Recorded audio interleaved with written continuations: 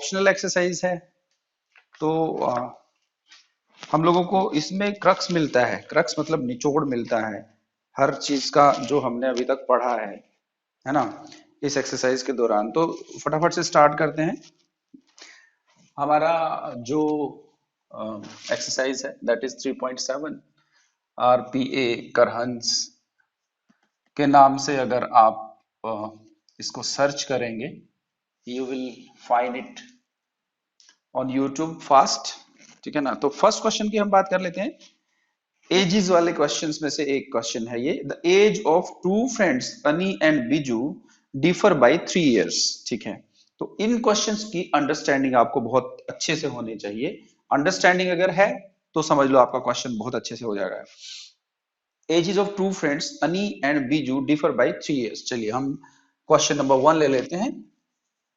And अनी and Biju दो मेरे पास फ्रेंड्स हैं और उनकी एज का जो डिफरेंस है वो 3 इयर्स है। तो मैं एक को x, इसकी करंट एज x मान के चल रहा हूं, इसकी करंट एज y मान के चल रहा हूं। दोनों का डिफरेंस जो है वो 3 इयर्स है। It is given.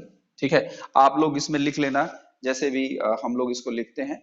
अनीज father Dharma is twice old as अनी। तो अनी के फादर हैं जिनका नाम धर्म है और वो इससे 2 गुना बड़े हैं, मतलब उनकी एज 2x है।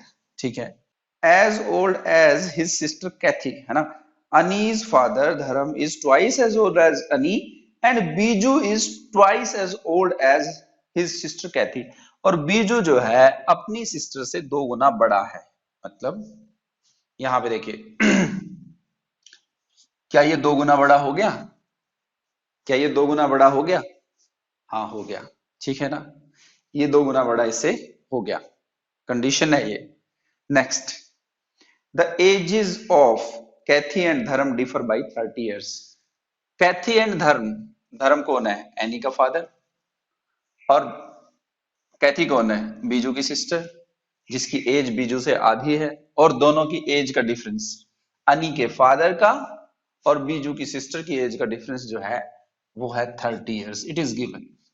तो हम लोगों को इक्वेशंस जो बनानी है वो पहले हमने ले लिया, अनी की एज ले ली x, बीजू की एज ले ली हमने y, और अनी की एज और अनी के फादर की, धर्म की, और बीजू की सिस्टर कैथी की एज जो है वो 30 इयर्स का गैप है। बस हो गया हमारा क्वेश्चन। कुछ ज्यादा करना नहीं है इसमें। हम लोग इसी इक्वेशन को 2 से मल्टीप्लाई थ्रू आउट कर देते हैं। इसको फर्स्ट रख देते हैं, इसको सेकंड रख देते हैं। आपको पूरा इसका एक्सप्लेनेशन करना है। Let current age of any is x, current age of biju is this, है ना, according to question this, है ना। current age of धर्म is this, current age of Kaithi is this, है ना। तो इन सबको माइनस करके सेकंड कंडीशन, तो इसी को हम लोग मल्टीप्लाई इक्वेशन 2 विद 2। क्यों? क्योंकि यहाँ पे 2 है ना। नहीं नहीं, यहाँ पे 2 नहीं है, ये 2 है। इसको हम खत्म करने जा रहे हैं, या हम बजाय इसके ये कर लें, इसी को 2 से कर लें मल्टीप्लाई। बात आपकी एक ही, आपकी मर्जी है, आप किसी को करो। मैं इसको कर लेता हूँ, है ना। इक्वेशन 1/2 कर लेते हैं, क्योंकि 2x से 2x कैंसिल हो जाएगा। चलिए इसी को 2 से कर लेते हैं। तो 2x minus Y minus 2y is equal to 6, दोनों तरफ कर लिया। और इसको 2x minus Y by 2 is equal to 30 minus कर देते हैं, माइनस प्लस एंड माइनस, तो ये हो जाएगा कट। ठीक है। 2y में से हाफ y गया, 3/2 minus 3/2 y is equal to 30 में से 6 गया 24, तो माइनस 24। ठीक है ना। And y will be become equal to, minus से माइनस है ना, जा सकता है।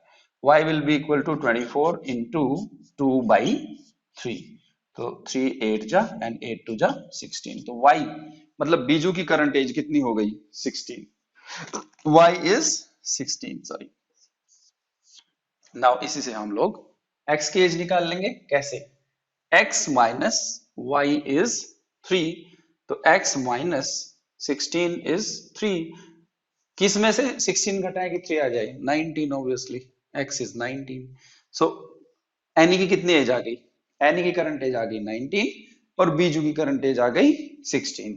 तो ये चीज हम लोग जरा एजेस के क्वेश्चन में ये ध्यान रखना है कि किस तरह से हम लोग इनको डिफर कर सकते हैं, है ना, या कैसे हम लोगों को इन क्वेश्चंस को समझना पड़ेगा बहुत अच्छी तरीके से पहले। चलिए क्वेश्चन नंबर 2 कर लेते हैं। बहुत ही आसान से क्वेश्चन है, ऑप्शनल एक्सरसाइज है, निचोड़ है सब चीजों का। आप इस वीडियो को पॉज कर लेना नोट डाउन करने से पहले। तो we are proceeding towards the next question. Okay, चलिए देखते हैं। One says give me 100। एक जना कहता है कि मुझे आप 100 रुपीज दो। ठीक है, तो क्या हो जाएगा 100 रुपीज देने के बाद मेरे पास आपसे दुगने पैसे हो जाएंगे। One says give me 100 friend, I shall then become twice as rich you as yours. तो मैं तुमसे 2 गुना अमीर हो जाऊंगा। ठीक है ना। एक के पास मान लिया एक्स है, let one have x, another have one, और अनदर इनका नाम ही रख दिया हमने वाई रुपीज। ठीक है ना। एक कहता है मुझे 100 रुपए दो, तो मेरे पास 100 रुपए हो गए। किसने दिए? दूसरे वाले ने। तो इसके में से एक 100 घट गए। तो क्या होगा? ये बंदा ये बंदा इससे 2 गुना अमीर हो गया। ये बंदा 2 गुना अमीर हो गया। अमीर वाला बंदा इसके बराबर करना है, तो कैसे करेंगे? गरीब वाले बंदे से मल्टीप्लाई कर देंगे। इक्वेशन बनाने का तरीका है।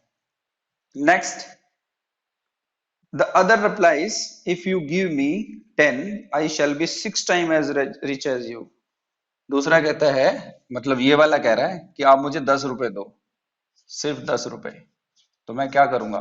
तुमसे 6 गुना अमीर हो जाऊंगा। बात समझ में आई? ये इक्वेशंस बन गई आपकी। सिंपली सॉल्व करिए और हो गया आपका काम। देखिए, पहले वाली इक्वेशन को हम लोग कैसे लिखेंगे, सेकंड वाली को कैसे लिखेंगे।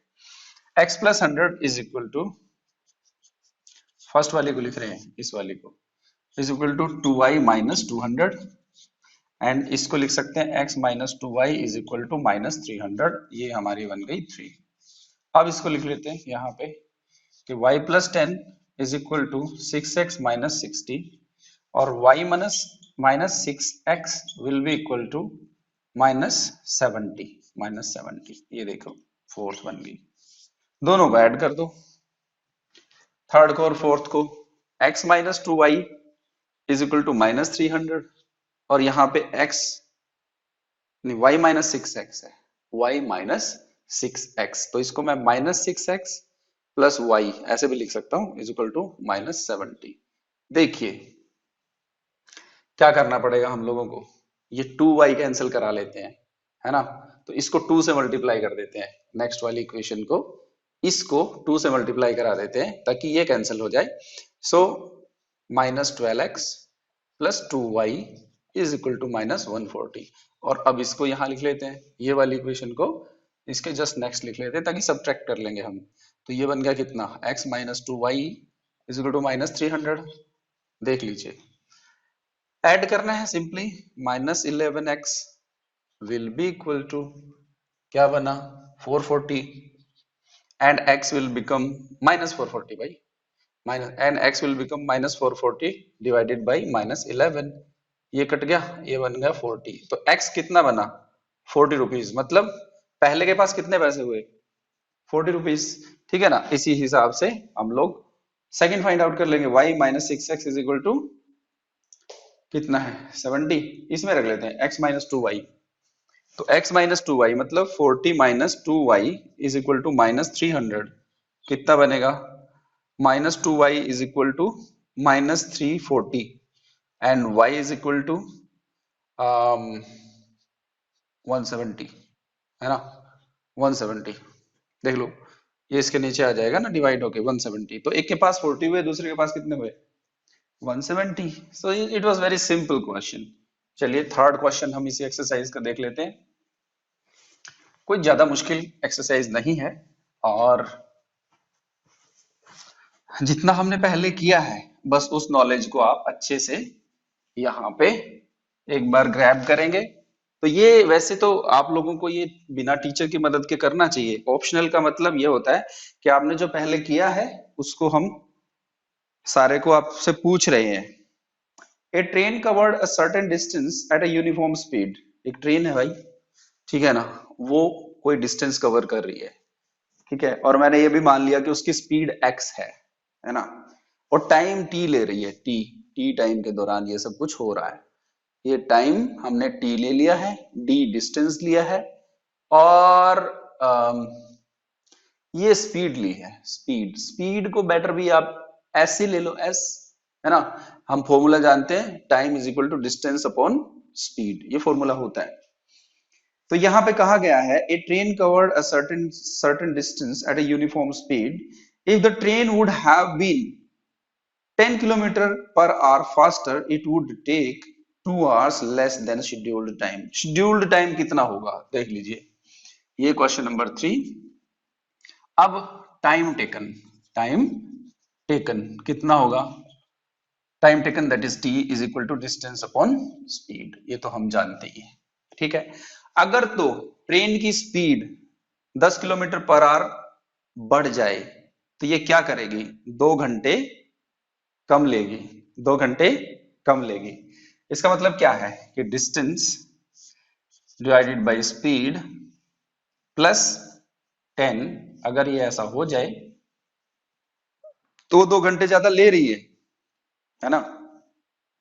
तो हम लोग इस चीज को जरा ध्यान करें कि जो हमारा नियमित टाइम है उसमें से टाइम घट गया है, तो नियमित टाइम क्या है, time taken D by S, और इसमें से कुछ घटा है तो ही ये 2 घंटे आया है।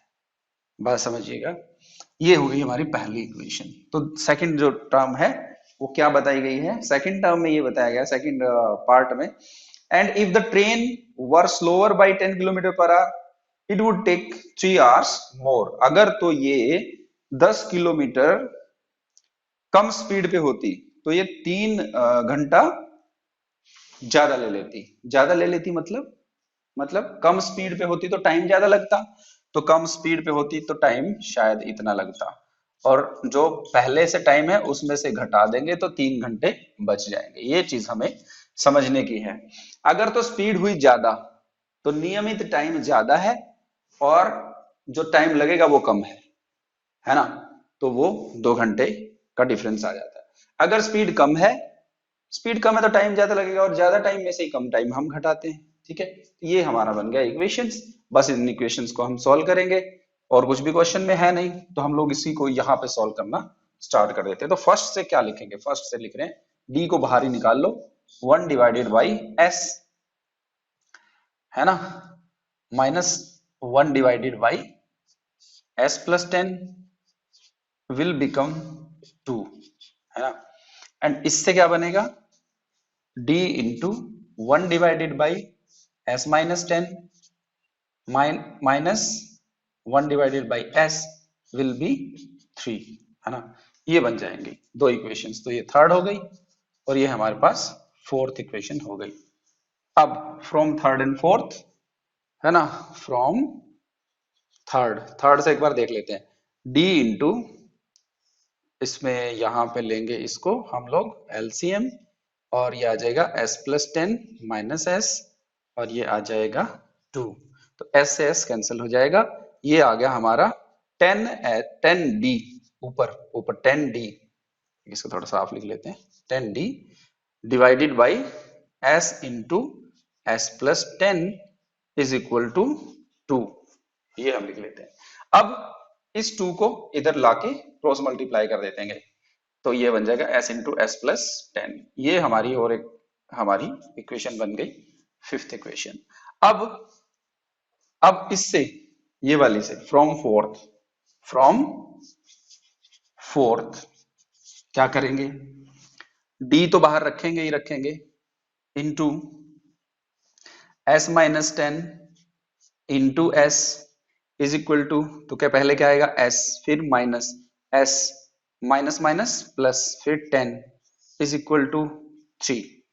तो ये क्या बनने वाला है हमारा, s से s कैंसिल हो जाएगा, 10d 10d will be equal to 3 into, ये ऊपर जाके मल्टीप्लाई हो जाएगा, s into s plus s minus 10, ये बन गया। इसको हम बोल देंगे, ये हमारी सिक्स्थ बन गई, ठीक है ना।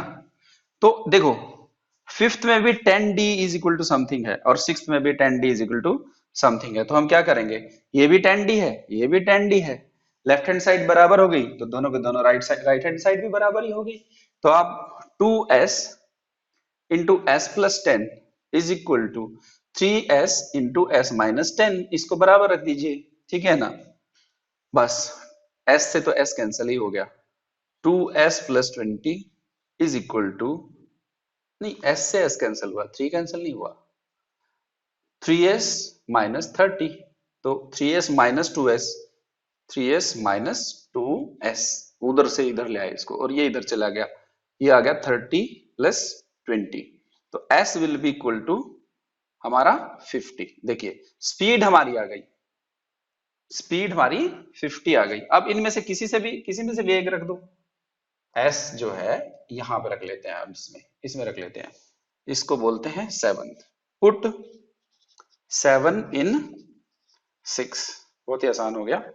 10d will be equal to 3 into 50 और 50 माइनस 10 40, ठीक है ना।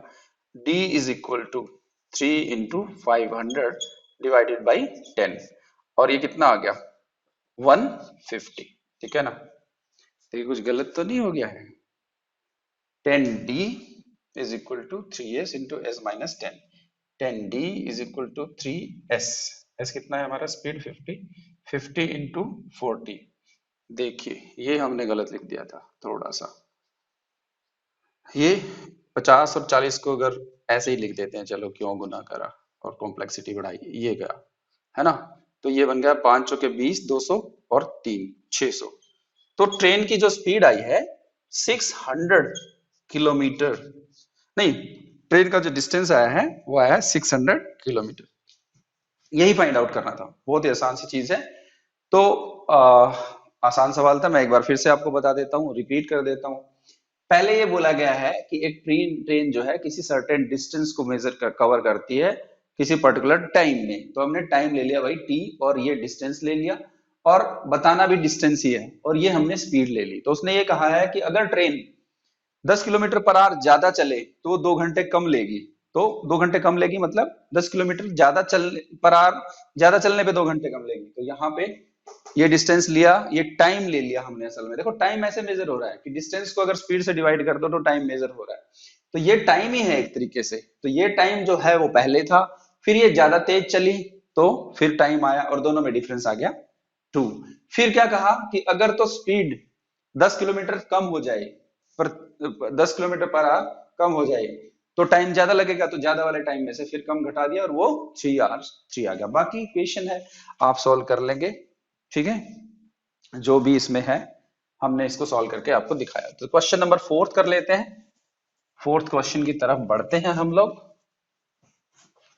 देखिए आप लोग इसको ना एक बार प्रैक्टिस कीजिएगा, 2 बार प्रैक्टिस कीजिएगा, और अगर आपको लगे कि सर हम लोगों को कुछ और क्वेश्चन चाहिए जो हमें अच्छा स्कोर करा सके 10th के एग्जाम्स में, so you can comment me, you can call मी, आप इसमें और आगे बढ़ सकते हैं, ताकि मुझे लगे कि अगर कोई पढ़ रहा है तो ही उसको एक्स्ट्रा क्वेश्चंस मिलने चाहिए, उसको एक्स्ट्रा बेनिफिट्स मिलने चाहिए, है ना। We are open, Roshni pre school and academy, इसके बिल्कुल स्टार्टिंग में हम लोग अपना फोन नंबर दे ही देते हैं। नेक्स्ट क्वेश्चन, नेक्स्ट क्वेश्चन हमारे पास है the students of a class are made to stand in a row. अच्छा ठीक है, देखिए भैया ये रो बना दी गई, ठीक है ना, इसमें बच्चे खड़े हैं, ठीक है, ओके, ये रो है आपकी, ये पहली रो है, ये दूसरी रो है, ये तीसरी रो है, ऐसे बच्चे खड़े हैं, ठीक है।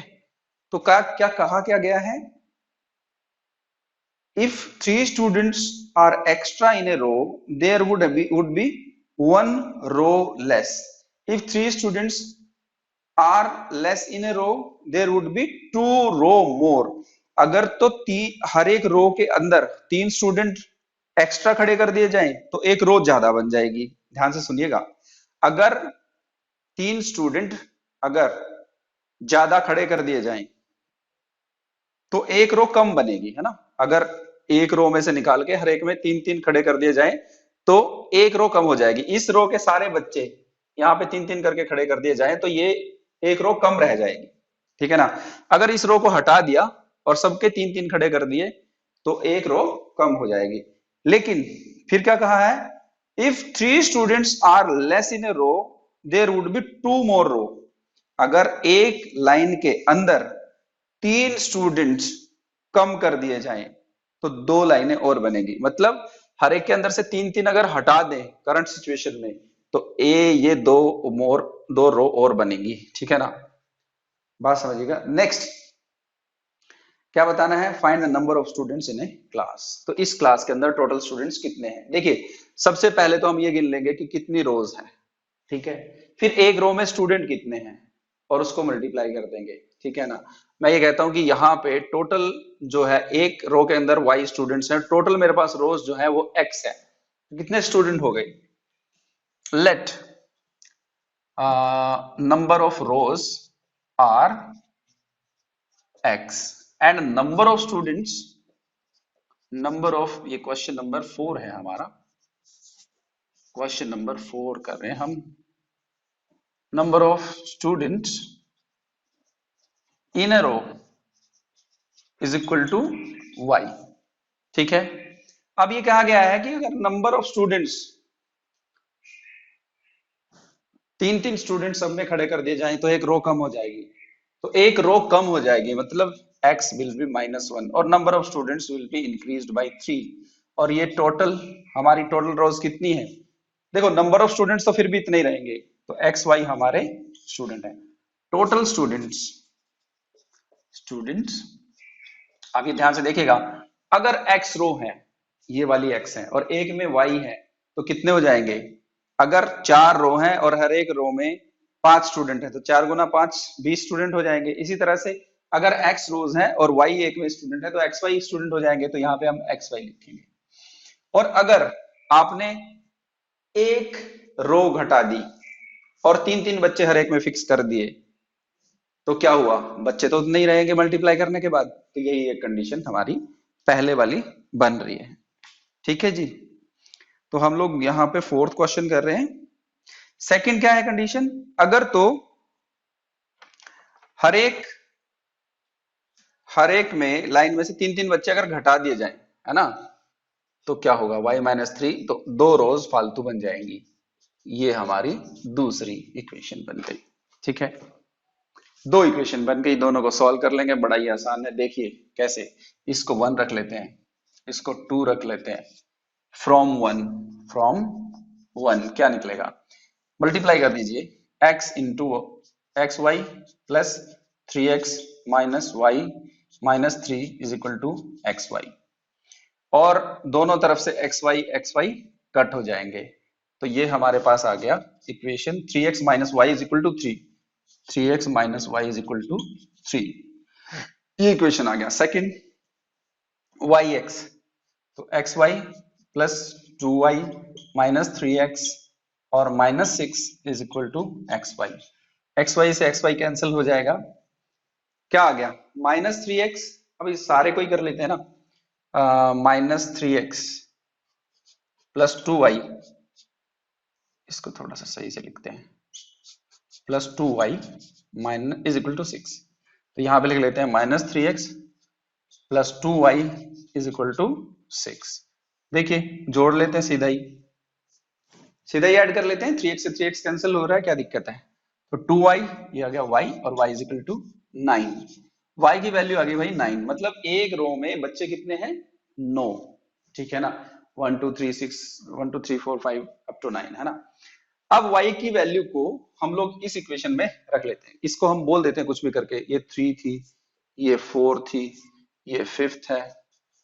पुट 5th इन 3, पुट 5 इन 3, है ना। तो क्या करेंगे, y को 9 रख देते हैं, 3x minus 9 is equal to 3, 3x is equal to 12 and x will be equal to 12 by 3 that is 4, है ना। तो हमारे पास क्या हुआ, नंबर ऑफ रोज कितनी हुई, 1 2 3 4, और एक रो में कितने बच्चे हुए, 1 2 3 4 5 6 7 8 9, 9 18 27 और 36, 9 चौके 36। So x y total number of students हम यहाँ पे लिख सकते हैं इस तरह से, है ना। Total number of students will be equal to xy will be equal to 9 into 4 equal to 36। 36 total students हैं, ठीक है। 36 टोटल इसमें स्टूडेंट्स हैं, ठीक है। अब आप वेरीफाई भी कर सकते हैं इसको कि अगर एक रो घटा दें, एक रो घटाने का क्या मतलब है, आपने यहां से 4 से 3 कर दिया तो 3 रो ज्यादा बन जाएंगी, मतलब 9 में 3 जोड़ो 36 हो गया। अगर आपने नंबर ऑफ स्टूडेंट्स 3 घटा दिए मतलब 6 कर दिए तो कितनी रो ज्यादा बन रही है, 2 रो ज्यादा बन रही है, मतलब 6, ये लो 36, ठीक है ना। तो 9 में से आपने घटा दिया 3, राइट। चलिए नेक्स्ट हम क्वेश्चन कर लेते हैं, क्वेश्चन नंबर 5। सेम ही एक्सरसाइज का बहुत ही आसान सा सवाल है। तो क्वेश्चन को एक बार बहुत अच्छे से पढ़ना, उस पर थोड़ा टाइम लगाना, खुद से सोचना, फिर सोल्यूशन देखना। ये बहुत बुरी आदत है कि हम लोग एकदम से सोल्यूशन की तरफ बढ़ जाते हैं, ऑनलाइन वीडियो ट्यूटोरियल्स या कोई सोल्यूशन अपने पास रखते हैं। तो मुझे नहीं लगता कि वो बहुत अच्छा कोई भी एक तरीका है। हम लोग जब बचपन में होते थे तो बहुत ज्यादा इस चीज का सहारा नहीं लेते थे, अपनी क्रिएटिविटी को इस्तेमाल करते थे। कहीं ना कहीं हो सकता है एक क्वेश्चन जो आप देख के सोल्व कर लोगे 2 मिनट में, आपको 10 मिनट लगे, हो सकता है 10 मिनट लगे, और आपको जो है ना एक बहुत बहुत मतलब, आप ये समझो एनसीईआरटी बोलती है कि ये बुक है आपके पास, ठीक है ना, और इसको पूरा साल में पढ़ना है। तो पूरा साल में पढ़ने का मतलब क्या है कि आप जो है बहुत सोचो, विचारो, दिमाग लगाओ, तभी सॉल्व करो। चलिए नेक्स्ट क्वेश्चन पे बढ़ लेते हैं। फिफ्थ क्वेश्चन है हमारे पास, in a triangle ABC angle C is equal to 3 B. देखिए ये हमारा फिफ्थ क्वेश्चन है, गिवन है, क्या गिवन है, angle C is equal to 3 into angle B is equal to twice into angle A plus angle B, ये हमें दिया हुआ है, ठीक है। ये हमें दिया हुआ है और फाइंड ऑल द एंगल्स, है ना। तो सॉल्यूशन देख लेते हैं क्या है। हम ये जानते हैं, we know that angle A plus angle B plus angle C is equal to 180 degree, ये जानते हैं हम लोग। तो इसमें से ही हम कुछ करेंगे, जो यहाँ पे ये आ जाएगा। देखिए कहीं ना कहीं ये दिया हुआ है कि ये इसके बराबर है, ये इसके बराबर है, मतलब तीनों कंडीशंस बराबर हैं। तो क्या हम ये कह सकते हैं angle C is equal to twice of A and B, ऐसे कह सकते हैं, कह सकते हैं भाई। तो इसी चीज को 1 और इसी चीज को 2 हम मान लें और सी की जगह ये चीज रख देते हैं, ठीक है। सी की जगह नहीं रख देते हम लोग, ए और बी की जगह सी रख देते हैं, ठीक है। कैसे, ए और बी की जगह एंगल सी डिवाइडेड बाई 2, ये इधर आ जाएगा तो ये डिवाइड हो जाएगा इससे, है ना। ऐसे देख लीजिए angle C divided by 2 is equal to angle A plus angle B, इस तरह से ये इसमें ऐड हो जाएगा। तो हम लोग जो है इससे आगे बढ़ते हैं, plus angle C is equal to 180 degree and that will be 3 by 2 angle C that will be equal to 180 degree, angle C will be equal to 180 into 2 by 3, ये 60 आ गया and this will be 120 degree. देखिए angle C आपका 120 degree आ गया, बहुत आसान सा सवाल है। अब इसको यहां पे रख दीजिए, angle C is given as 3 into angle B, तो इसका मतलब क्या है 120 degree is equal to 3 into angle B and angle B will be equal to 120 by 3, तो ये कितना हो जाएगा 40, तो एंगल बी कितना हो गया 40 डिग्री, ठीक है। एंगल बी हमारे पास आ गया, एंगल सी हमारे पास आ गया, और हम ये जानते हैं कि angle A plus angle B plus angle C is equal to 180 degree and 1, ये बी की जगह 40, सी की जगह 120 इज इक्वल टू 180, है ना। Angle A plus angle A is equal to 160 बन जाएगा, 180 minus 160 is equal to 20 degree, तो ए कितना आ गया 20 डिग्री। तो ए भी हमारे पास आ गया, बी भी हमारे पास आ गया एंड सी भी हो गया। This is about a question fifth. चलिए तो नेक्स्ट क्वेश्चन देख लेते हैं, मुझे लगता है ये क्वेश्चन तो बहुत ही आसान था। क्वेश्चन नंबर सिक्स देखते हैं, चलिए क्या है क्वेश्चन नंबर 6। आप लोग इसको वीडियो को पॉज करके एक बार नोट डाउन कर लेना क्वेश्चन को, and then you proceed for the next question, right. And we are gonna do, देखिए हम लोग जो है यहाँ पे एल्जेब्रिक वर्क नहीं करेंगे ज्यादा, क्योंकि सेवंथ जो क्वेश्चन है, अगर आपको लगे कि हाँ सर हम लोगों को इसकी जरूरत है तो आप कमेंट बॉक्स पे लिखिए और मैं इसको सॉल्व करके दे दूंगा, लेकिन हम लोग जो है सिक्स्थ और एट्थ क्वेश्चन और सॉल्व करेंगे। सिक्स क्वेश्चन देख लेते हैं। Draw the graph of equation 5x minus y is equal to 0। देखिए ग्राफ बनाना है, ध्यान से देख लीजिए, ये है और इक्वेशन पहले दी हुई है 5x minus 5 is equal to कितना है भाई, 5, है ना। इसी तरह से है 3x minus 3 is equal to 3। देखिए ये दिया हुआ है, ये आपको नहीं, सॉरी 5x माइनस वाई है, ये 5x माइनस वाई और 3x माइनस वाई, है ना, इज इक्वल टू 5/3, ये दिया हुआ है। देखिए ध्यान से पढ़ने की चीज है, determine the coordinates of vertices of triangle formed by these lines and y axis. तो लाइन कहीं ना कहीं ड्रा होंगी ऐसे और वाई एक्सिस को भी कट करेंगी, ठीक है ना।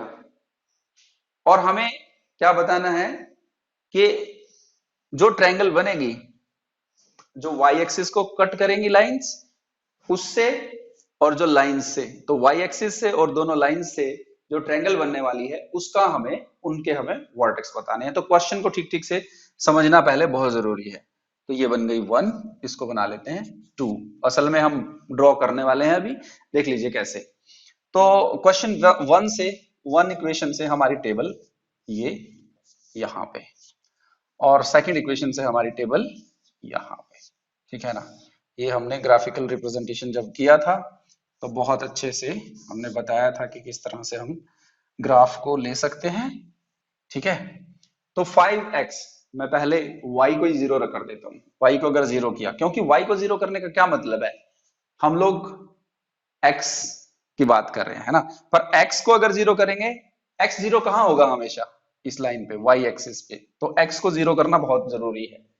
y जब जीरो है तो x कितना होगा, 5x is equal to 5 and 1, ठीक है। y को जीरो कर देते हैं, x को जीरो कर देते हैं, x जीरो है तो कितना होगा, ये जीरो बन गया, minus y is equal to 5, तो y इज इक्वल टू -5, ये आ गया।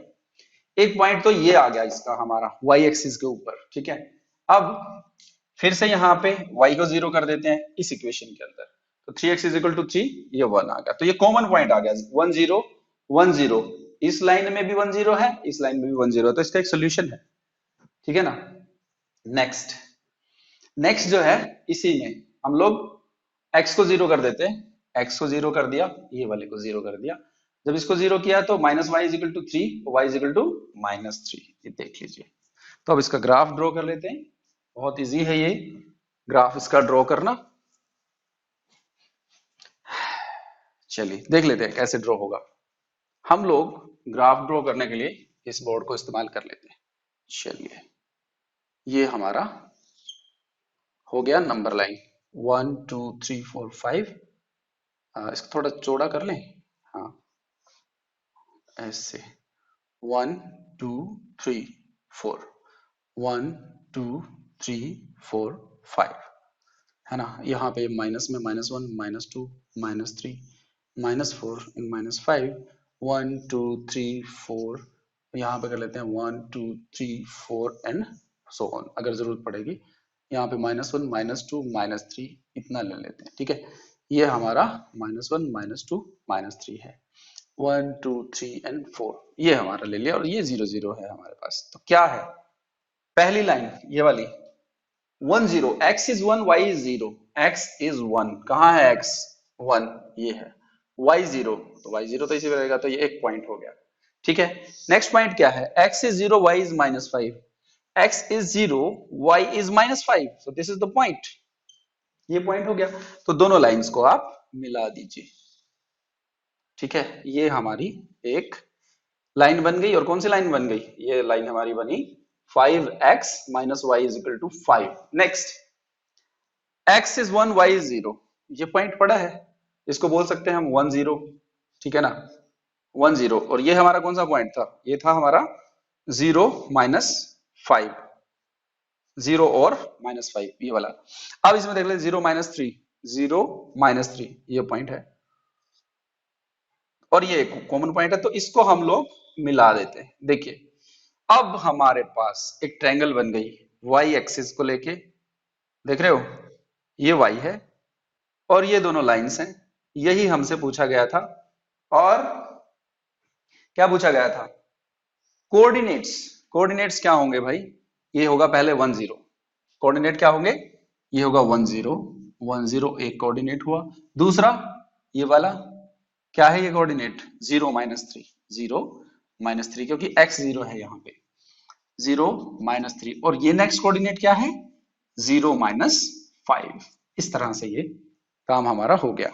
चलिए आप इसको जो है, ये देखो हमारे पास ये ट्रायंगल बनी है, ये वाली, देख रहे हो ना, ये वाली ट्रायंगल हमारे पास बनी है और इसके हमने आपको वर्टिसेस बता दिए। Next, you can pause the video to note it down, है ना। और हमारा जो है नेक्स्ट आता है बिल्कुल एकदम से 7th क्वेश्चन है, वो हम यहाँ सॉल्व नहीं कर रहे क्योंकि अलजेब्रिक पार्ट है, it will take a longer time. So हम लोग अभी सीधा 8th क्वेश्चन पे आ रहे हैं। अगर आप लोगों को लगे कि हाँ सर आपको इसके सॉल्यूशन दे देने चाहिए, then I will give you a link in the description, वहां से आप इनके सॉल्यूशन ले सकते हैं। अगर कोई वीडियो बनाने की जरूरत होगी तो वो भी बनाएंगे आप लोगों के लिए, ठीक है। तो नेक्स्ट जो पार्ट है वो ये है कि ABCD is a cyclic quadrilateral. देखिए ना, साइक्लिक का मतलब क्या होता है, जो सर्कल के अंदर बनती है वो क्वाड्रिलेटरल, ठीक है ना, ये है। Next, find the angles of the cyclic quadrilateral. और ये कुछ ऐसे बना है, यहाँ पे एक लाइन है और ये इस तरह से बना है साइक्लिक क्वाड्रिलेटरल हमारा, और इस तरह से क्वाड्रिलेटरल बना है। तो यहाँ पे दिया गया है कि ये जो चीज है ये है 3y माइनस 5, ये जो है ये है माइनस 4x, और ये है 4y, ये माइनस 7x प्लस 5, ये है माइनस 7x प्लस 5, और ये है 4y प्लस 20, 4y प्लस 20। बहुत ही आसान सी चीज है ये, मैं आपको बता देता हूँ। साइक्लिक क्वाड्रिलेटरल की एक प्रॉपर्टी होती है, the opposite angles, sum of opposite angles of a cyclic quadrilateral is 180। तो ये वाले जो एंगल्स होंगे, ये वाले, है ना, ऑपोजिट एंगल्स हैं, इनका सम 180 होगा, है ना। तो आप इसको लिख लीजिए A B C and D, है ना। इन साइक्लिक क्वाड्रिलेटरल सम, है ना, ऑपोजिट एंगल्स आर सप्लीमेंट्री, ऐसे लिख लेते हैं, ये एक ही बात है। Opposite angles are supplementary. Supplementary कौन होते हैं, वही जो जिनका सम 180 होता है। तो क्या होगा, यहाँ पे इक्वेशंस बन जाएंगी, देखिए कैसे, minus 7x plus 5 plus 3y minus 5 is equal to 180 degree, ये दोनों लिखे हैं मैंने यहाँ पे। तो इसको सॉल्व कर लो, 5 से 5 गया, minus 7x plus 3y is equal to 180 degree, ये फर्स्ट इक्वेशन आ गई। Second equation, minus 4x plus 4y plus 20 is equal to 180 degree, ये आ गया।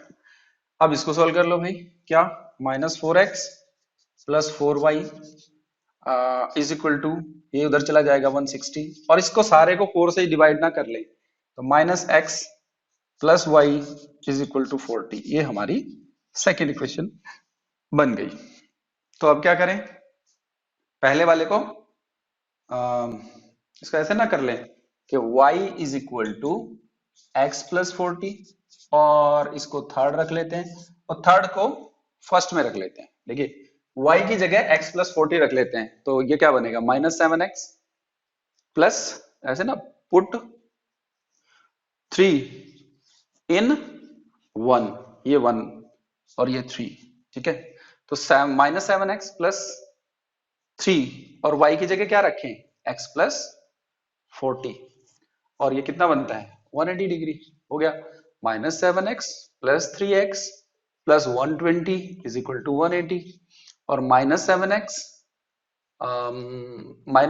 एंड +3x कितना बन गया 4x माइनस का, है ना। और ये 180 -120 कितना बन गया 60, तो -4x हमारा 60 बन गया। देखिए मतलब ये सीधा सीधा 60 डिग्री बन गया है, ठीक है ना। तो x कितना बन गया -15 डिग्री, देख रहे हो, x -15 बन गया। तो y निकाल लें, ठीक है ना। ये देखो इसमें ही रख लेते हैं, x -15 बना है, तो 15 + y = 40, माइनस -15 + y = 40, तो ये प्लस बन गया और y = 25 बन गया। तो x की वैल्यू मिल गई हमें और y की वैल्यू मिल गई, ठीक है ना।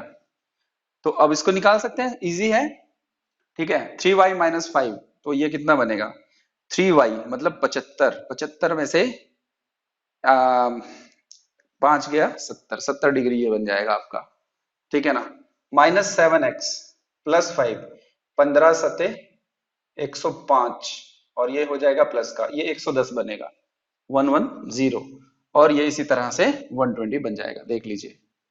तो 120 + 60 180, 70 + 110 is 180। तो that's all about this exercise. हम लोगों ने इसको, you can pause the video to note it down, और अच्छे से इसको आप समझें। अगर कोई क्वेरीज आपकी रहें कमेंट बॉक्स में लिखिए, और स्टार्टिंग में ही मेरा नंबर है Roshni pre school and academy Karhans Panipat Haryana, तो आप लोग जो है सब्सक्राइब लाइक कर सकते हैं। All the best, see you in the next video lecture, take care of yourself and stay safe.